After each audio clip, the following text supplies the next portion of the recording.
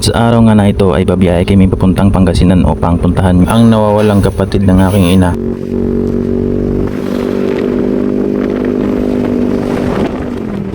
Maaga pa lang ay binaybay na namin ang bypass road ng Plaridel, Bulacan. At sa mga oras nga na ito ay naghalo ang aking kaba at saya at excitement dahil magkikita na sila ng aking ina. At dito na nga ay inabutan na kami ng sikat ng araw, pero wala pa kami sa kalahati ng aming pupuntahan.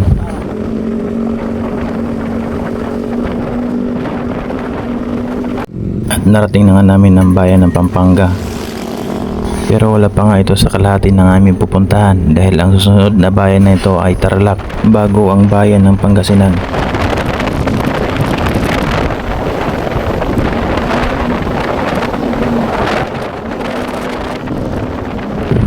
At pagpasok na namin dito sa barangay ng Paliki, Candaba, Pampanga, ay ito ang bumungad sa amin ng napakagandang view at abot tanaw ang Mount Arayat.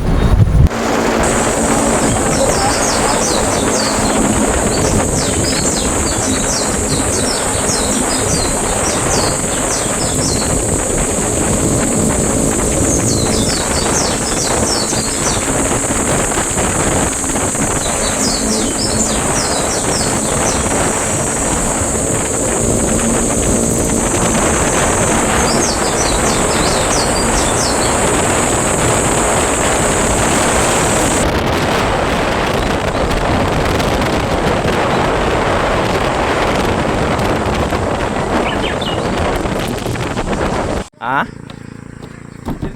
So, ayan guys, andito na kami sa Paligi, Candaba, Pampanga. Ayan. So, going kami ngayon sa Pangasinan para puntahan ang matagal nang nawawalang kapatid ni Nay. 43 years. Shout out sa mga naiwan. Tanggal stress. Malaya naman na single na.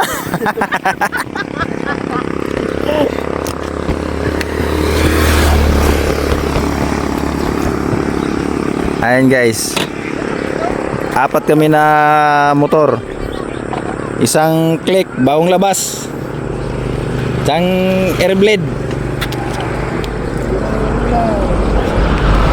Sasdar ang pinakakusgan, pinakauli ba? TBS. So ayan guys, saling kaming Pande, Bulacan. Siguro kalahati pa lang kami papuntang San Carlos, Pangasinan. Kaya stopover muna kami, medyo senior na yung mga kasama natin kaya hindi tayo pwedeng diretsuhan ng takbo. Ayan guys, kita ang ganda ng bundok ng Arayat.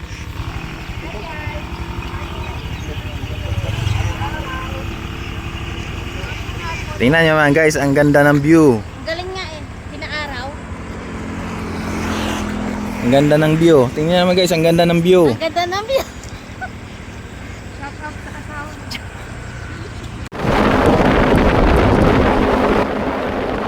Pagkatapos nga na namin makapagpahinga ay bumiyahin na naman kami patungong Pangasinan.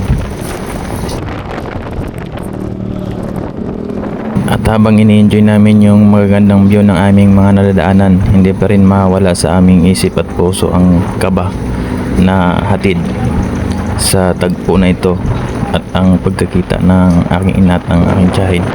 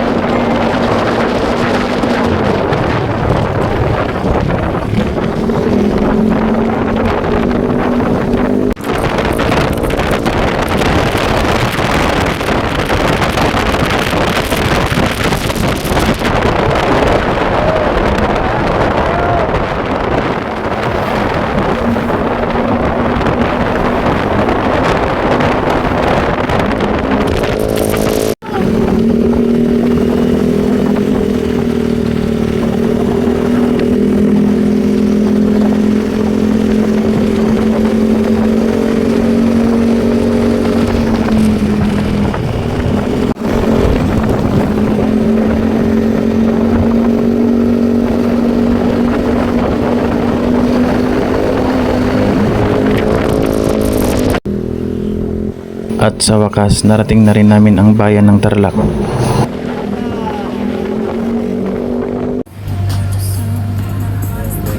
At dito na nga kami nagpahinga habang nagpapalit pa ng gulong yung kapatid ko. Kami sa anong lugar na ba to?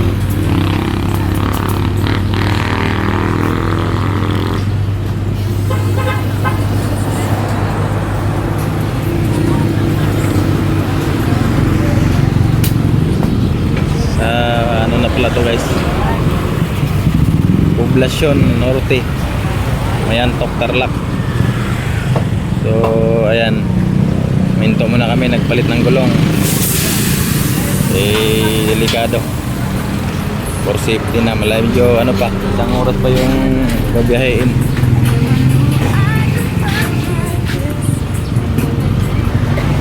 Ayan,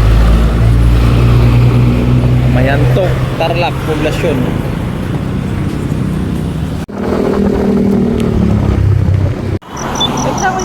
At ito na nga guys, nandito na kami sa bayan ng Pangasinan.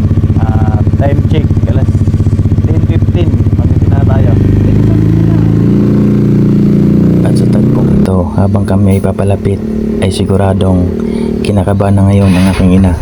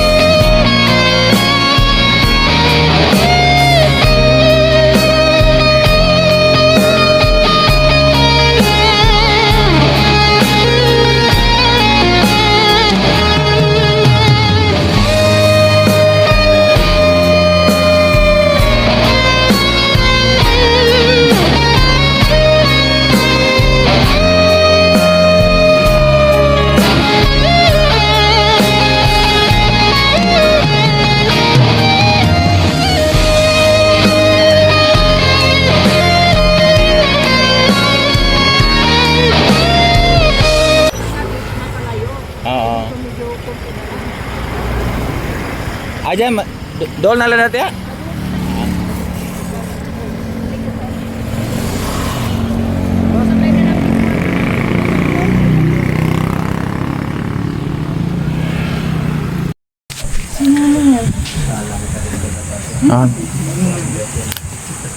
So yun guys, kakarating lang natin dito sa Pangasinan. Ito bahay ng ano, tiyahin namin. Yung lugar nila guys, probinsyang probinsya. Ayan guys. Lawak pala yung ano nila dito. Ikuan, para makita ng presyo. Shout out sa Pangasinan.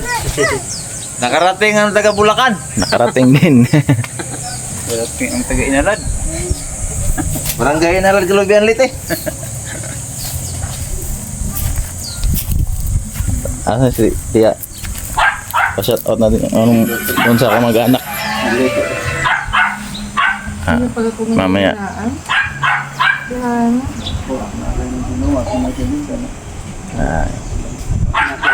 Ang ingon sa iya. Dito lang ang charger. Tawa na magkasada. Meron.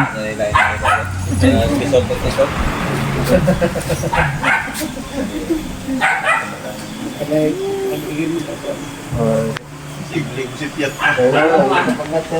Si Pangjikas.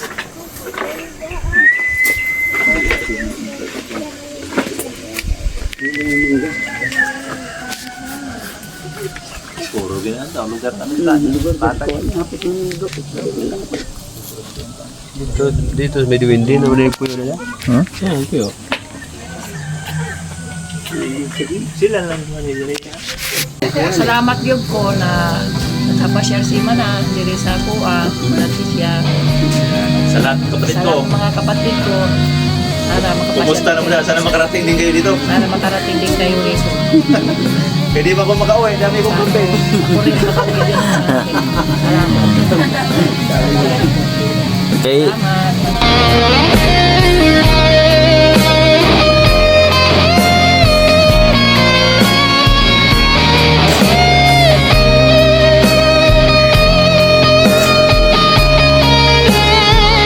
Kumusta manaliling?